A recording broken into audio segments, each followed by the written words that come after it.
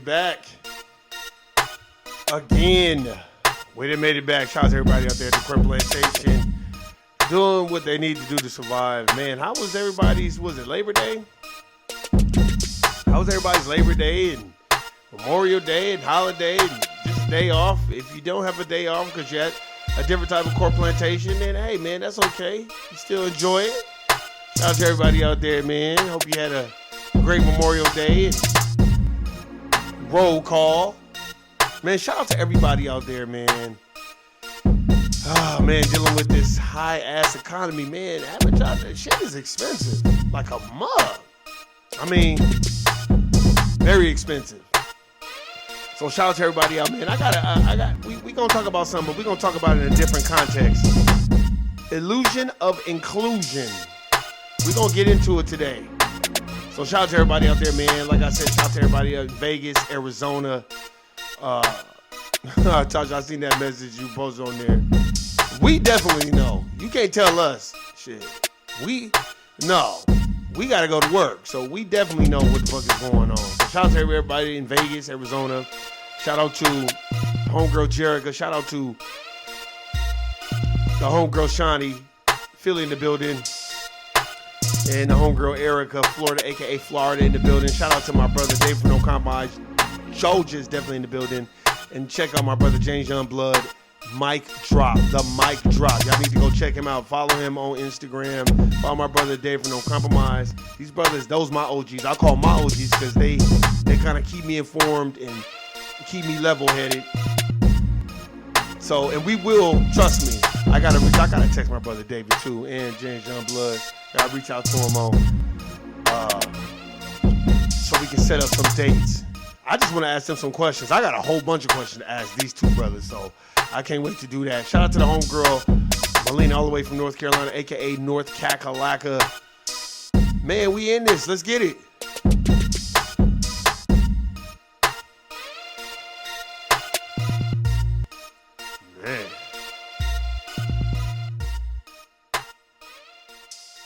Man. Illusion of inclusion. The illusion of inclusion is what we're watching now. For all y'all that listen, this is so funny. This is how you know now they're just gonna cater and pander to anybody, especially the black community. Because I have audio now of Kamala talking about how she'll sign a bill for reparations, but that's trickery. Because the way they're wording it, of African descent. No. Black American descendants of slaves, not African. Because then everybody gonna jump in and see, this is about to be a trick bag. That's why I'm about to break this down so we can have enough understanding. But before I go into any of this, I want y'all, anybody that y'all know, that y'all deal with, y'all talk to, tell them please go read Dr. Claude Anderson's Black Labor, White Wealth, and please go read Powernomics. You're not going to understand the illusion of inclusion if you don't read those books. You're just not going to have the type of understanding that you need to know. What does the Bible say? All that get an understanding? Well, you might want to get an understanding of what is going on. Because right now, they're talking about signing this. Now they want to talk, the Democrats want to talk about signing reparations bill. All of a sudden, you want to talk about signing it, but I guarantee you it's going to be a trick bag and it's going to be the illusion of inclusion. Remember, as Dr. Claude Anderson teaches, they will use broad and ambiguous terms. People of color, minority, African American, those, you know what I mean? Let me tell you something. Elon Musk is an African American. If you really want to say, you can say you technically work for African American if you work at Tesla. Because he's an African American. He's a South African. So we got to understand with those terms. Minority is white women too. People of color could be an East Indian, a darker skinned Latino, or a Puerto Rican, or a Dominican. We are talking about stuff that's specific for foundational Black Americans. That's why some people, what we're talking about right now, the Davis, the James Youngbloods, the Shawnees, the Ericas, the Tashas, us, the Davis from No Compromise, the James, us. I'm talking about us. The people that listen and the new people that kind of listen to they're not going to understand what we're talking about if they have not read those books. Some people will understand it without reading the books because some people just have that natural ability to turn their bullshit detector on and be like, nah, that sounds like some shit for everybody else. But some people, like me, I had to read it. I had to read it to understand it. And us, the people that I've named, like, I think we kind of got a general census of what's going on. So I got this audio that I want to play of our wonderful East Indian Kamala. How she is talking about, you know, what she's going to sign, all this other stuff. Now, you remember I played that video of Steve Harvey talking about don't be asking for nothing specific. See, before I played this video, I'm about to tell you that shit that Steve Harvey said backfired on him. First of all, nobody respects Steve Harvey because Cat Williams already done put his ass out there. If you hated on Bernie Mac, you want to be the only mother. You want to be a gatekeeper. You're not like Mike Epps. Shout out to Mike Epps. Mike Epps was like, yeah, there's gatekeepers, but I'm a good gatekeeper. I give people a lot of opportunities, just like opportunities were given to me. Steve Harvey is one of those, if you're not licking ass and licking boots and kissing ass and brown nosing, he ain't gonna give you no opportunity. He's not gonna give you an opportunity just on you trying to provide for your family. You gotta be jumping through all types of hoops with him. Those are the type of people that don't get no respect from the FBA community. In my personal opinion, no. It's called this. Before I play the video, it's called this. It's called, you know, you got your nigga a job, right? I remember I got a nigga a job. This is a long time ago. I got a nigga job, right? Because I got a nigga job or whatever. He get on the job, he start talking crazy to people at the job. Then he gets to a position in his mind where he think he can bring somebody else home, but you only got the job because of me. Now, here's what happens in those scenarios. You could either check it, like I did, or you could just act like it don't exist, which will cause more problems, or you can have the person that you got a job feeling like they have imaginary power, which they don't. And what has happened is they have put the microphone in Steve Harvey's hand, inflating his ego like he has this type of power and influence over foundational Black Americans that are struggling. And I think it backfired on him saying that, because now they have vibrated so low, they're like, fuck it, then we'll just say you'll sign the bill, just so we can get the votes. So I want y'all to really listen to this shit. You like, well, what do you mean? Meaning this, when you are a good gatekeeper and you can get people a job, you always have to keep it a buck with people too. You can't just give people an opportunity without giving them the full understanding of what type of opportunity they're about to have, so they can understand what's going on. And I feel like when they put that mic in Steve Harvey's hand, the Democratic Party didn't give a fuck. They just wanted him to go out there and woo the people, to put that message out there like, oh, don't be asking the president to do nothing specific for Black folk. They got to be the president, all this other sucker shit. And then when they started, see, because don't think that these people don't have think tanks and have agent provocateurs on social media listening to what Black people say, and they know like, oh, we got a lot of pushback from that. And you don't think people are going back to Kamala's fucking party, Kamala Harris's fucking candidacy, and the people in her party and telling her, if you don't talk about reparations, you're not going to get their vote. They're not letting up on that. I guarantee you that's what it is. And I guarantee you they probably told her, stay away from Steve Harvey because Black folk don't like him. He's not really liked by a lot of fucking Black people, and you need to move on. Which put her in the hands of Al Sharpton. Because you notice Al Sharpton's been very quiet thus far, even though he was an FBI agent. So I'm going to play this because the reason why I'm telling you this is because we cannot be the Democratic Party with our own people. We cannot be getting people opportunities, not explaining to them what the opportunities are and giving them the full understanding of what's going on. So when they get that opportunity, they can excel at it. See, the Democratic Party, they just want to give anybody any type of opportunity, and they don't care about the backlash. They don't give a fuck about that shit because they feel like, well, Steve Harvey, you got enough money, enough fame, you can figure it out. That's why they're using anybody that they can at this point. So here, I'm going to play this video. and we gonna listen to it. Let's get it. I found it right here. Here we go. This is your girl. We know that when they are using the Department of Justice in a way that is about politics and not about the pursuit of equality and application of the laws equally to all people, we know this is not justice, this is an injustice. When this country incarcerates more people than any other country. But didn't you incarcerate a lot of foundational black people in Oakland, in the Bay Area? The Bay Area ain't too happy with you. But you can sit up there talking about, this is what I mean about having immigrants cater to you. They don't care about you. They're immigrants. They don't identify as no black person. Did y'all see that? I'm going to play that too, how they was like, that lady was like, she said, next question. Matter of fact, I'm about to find that right now. Before we play this, I'm about to find that. I'm about to find that. Who was that? Who was that interviewing her? And she was like, next question. Hold on. Kamala Harris about race. Then she said, next question. Let's see if we can find that.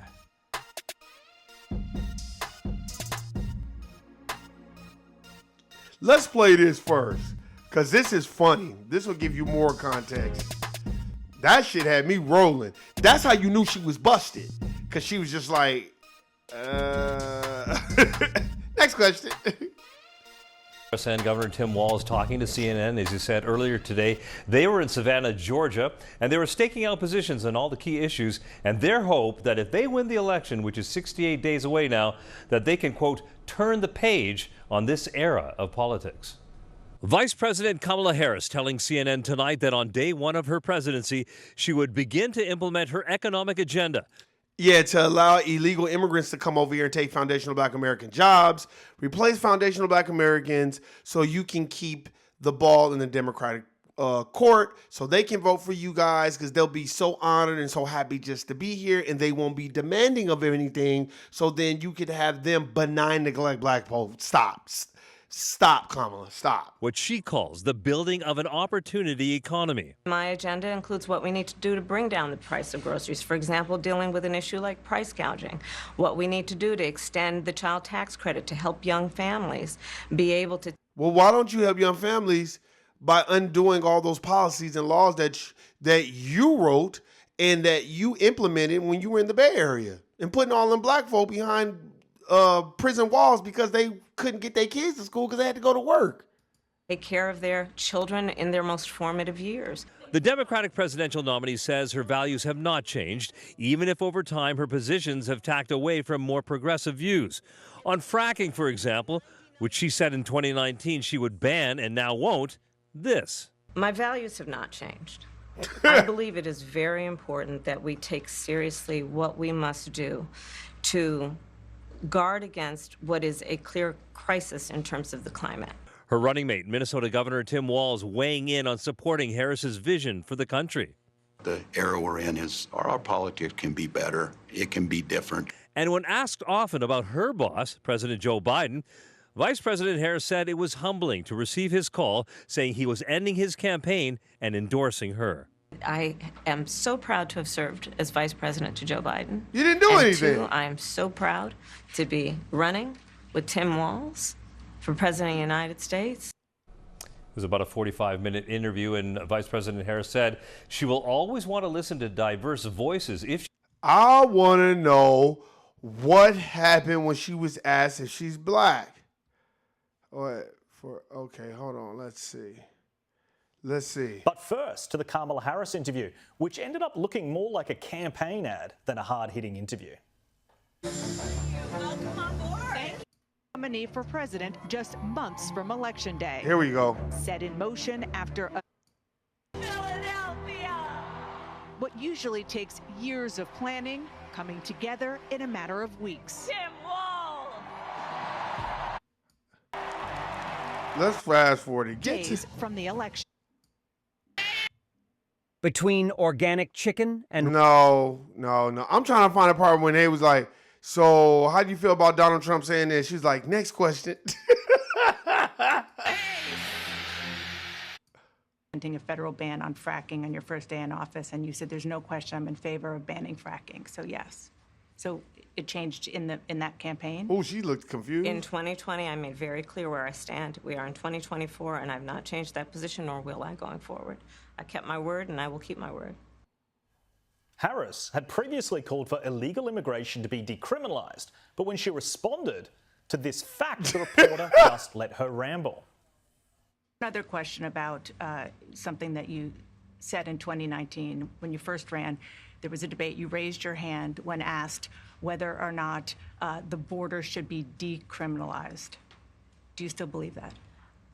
I believe there should be consequence. We have laws that have to be followed and enforced.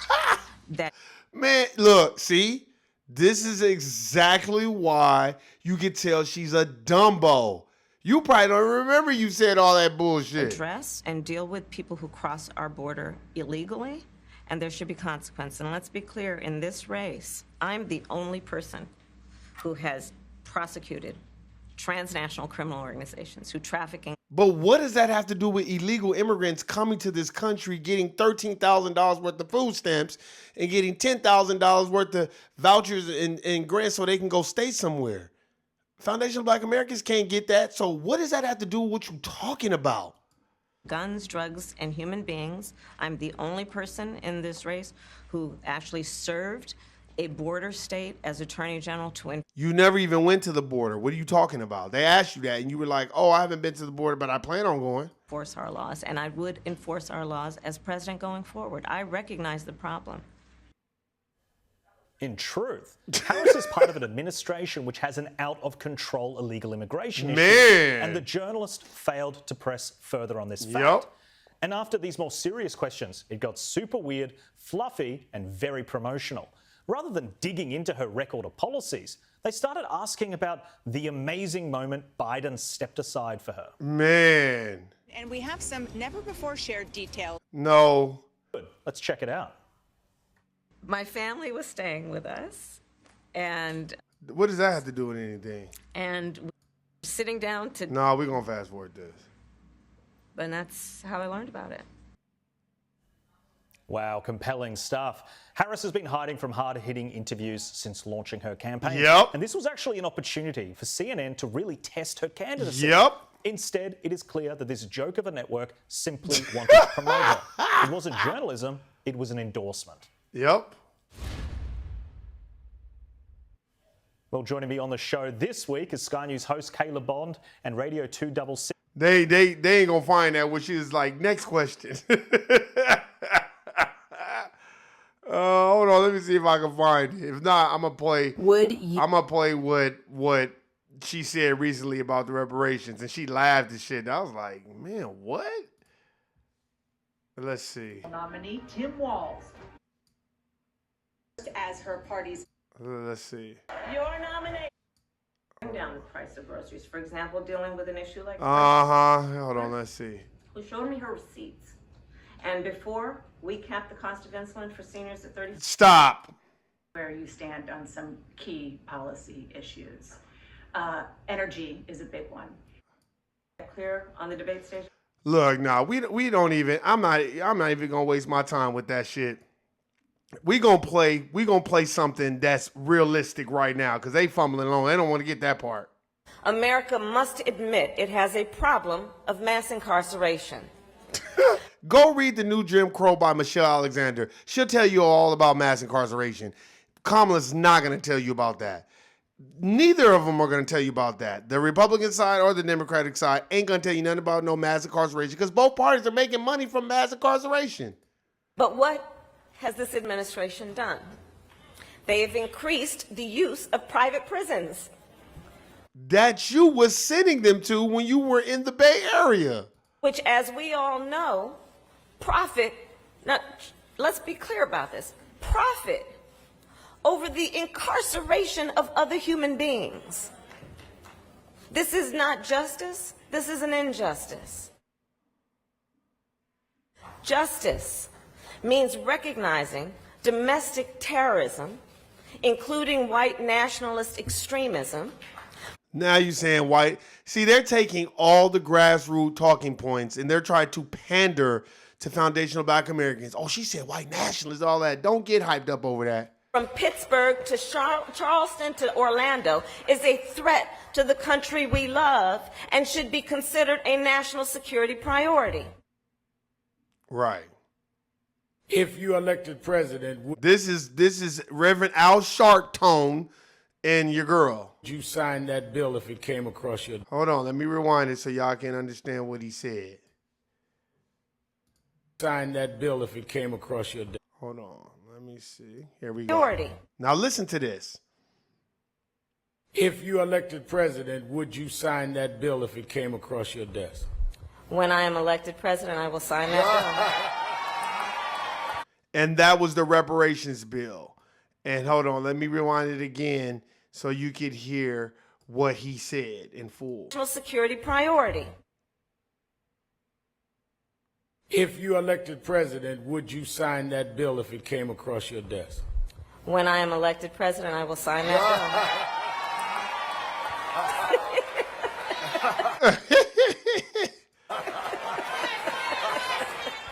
They call that turn the beat around. Senator Kamala Harris, thank you. Uh-huh. Hi, this is Senator So I thought I would play that because now you're about to start hearing the illusion of inclusion. You're about to start hearing a lot of that stuff. That's why I wanted to play it so you can hear, oh, I will sign that bill.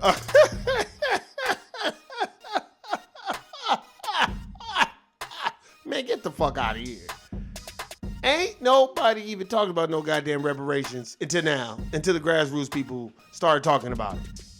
And then you already see your boy Gavin Newsom and them kicking the can down the road, trying to stall using stalling tactics because they don't want to sign no damn fucking reparation bill because they're placating the people so they can stay in office. What's going to end up happening is California's going to have to just get somebody in there that's going to specifically have to get that done. And then you can move on because they're trying to give immigrants in California 0 interest loans to buy homes and give them all type of set-asides to purchase homes. Now, let me give you this statistic again. 19% of Black Americans own homes in California, in the state of California. 62% of white folk own homes in California. That's a big-ass disparity. So especially for foundational Black Americans that built the country for free without repayment. I don't want to hear no sucker shit about, oh, well, every state didn't have slavery and, you know, come on, you guys didn't build the country and, you know, we got to give the Native Americans that Jane Elliott bullshit. Well, what about the Native Americans first? Okay, if the Native Americans was this and this and that, then why didn't they build the country? Why did y'all need foundational Black Americans to build it? Why weren't they slave breeding Native Americans? Because you can't get it because you ain't got it. And that's why, look, no diss to the Native Americans, but I don't hear none of them speaking up for us. But they went on the Breakfast Club. They wanted everybody to take part in their bullshit struggle when Donald Trump and them a long time ago was like, we building these pipelines in North and South Dakota. And then they want to go on the Breakfast Club. No diss to my Native Americans, but y'all are only concerned about y'all struggle. So now, foundational Black Americans are only concerned about our struggle. They tried to hit us with the Israel and the Palestinian situation. Black folk was like, nope, we ain't getting involved in that. Then they tried to chastise us, use prominent Jewish actors from the Jewish dominant society to chastise Black folk about how we're not speaking up. And we still was like, we don't give a fuck. It ain't our fight. Figure it out. You notice that went all the way to the side.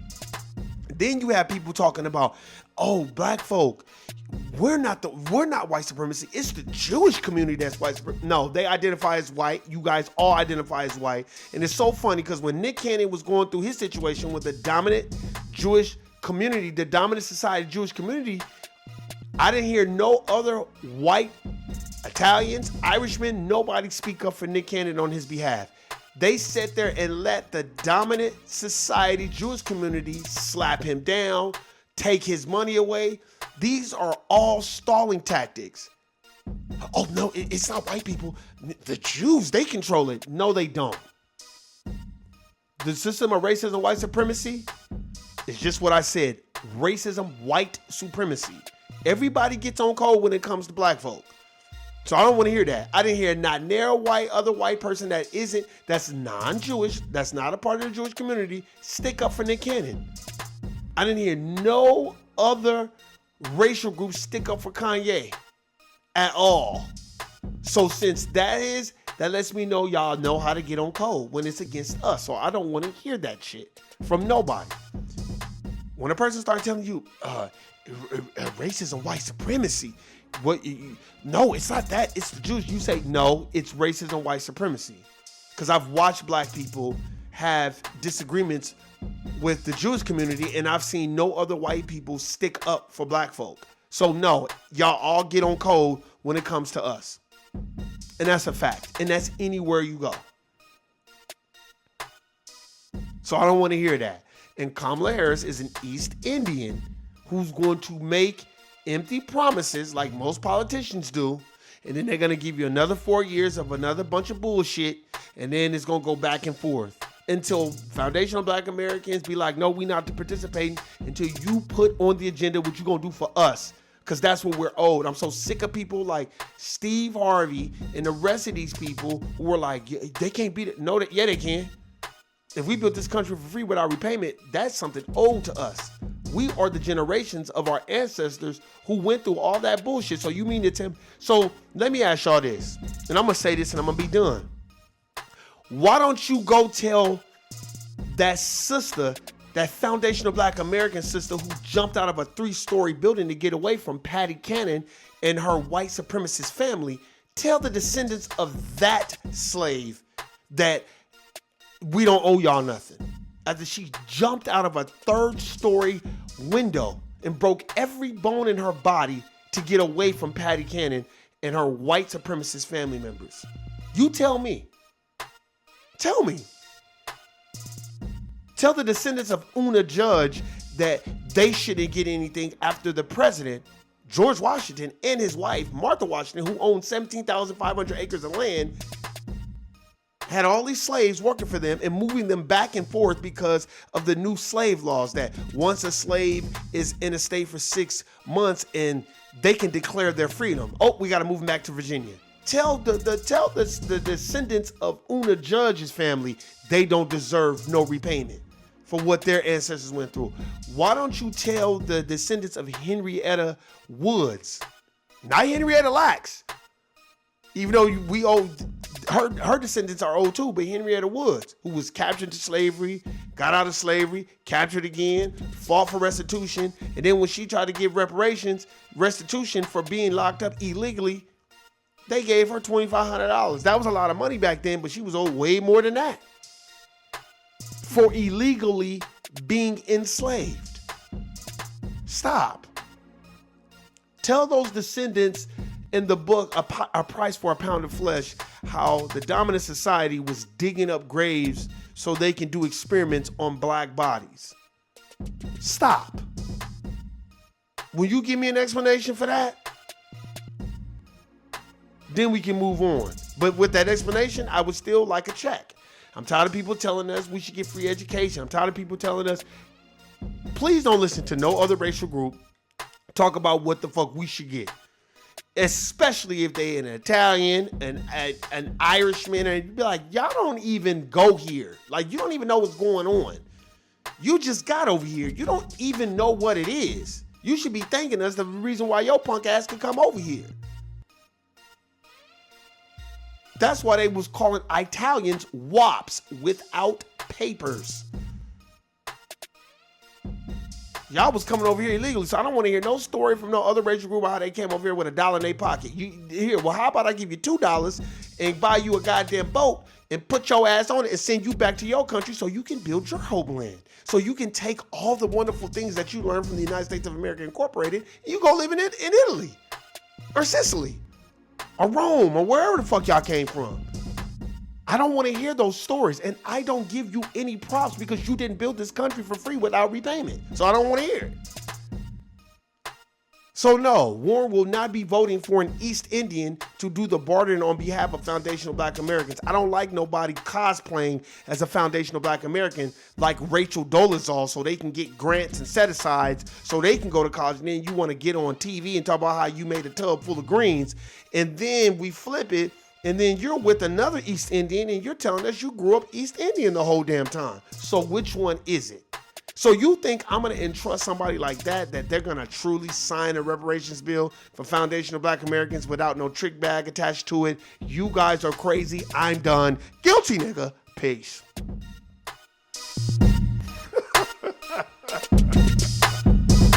She going to sign the bill, all right. For everybody else but Black folk.